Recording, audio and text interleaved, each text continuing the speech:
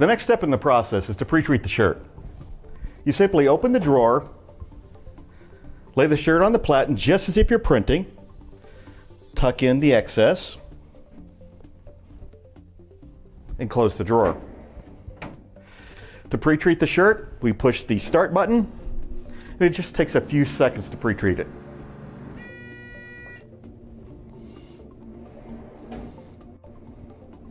Once it's pre-treated, we want to dry the shirt on the heat press.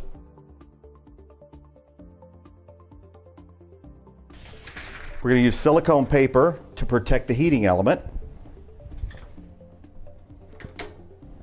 The heat press is set at 330 degrees. We want to use heavy pressure when we do this as well. The drying process normally takes 20 to 30 seconds. We need the shirt to be completely dry in the print area.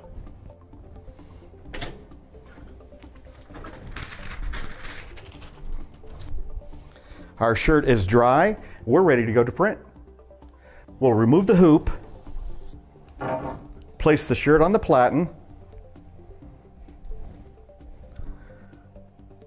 We want to check the sides to make sure that it's square on the platen. Replace the hoop, and we're ready to print.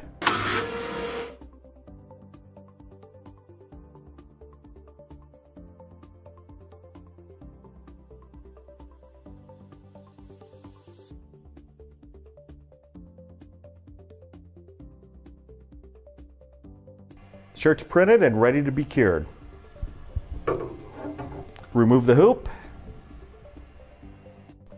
To cure the shirt, we place it on the heat press. We'll use silicone paper again. We're going to cure for 90 seconds with a dark shirt with white ink. We're set at 330 degrees with light pressure.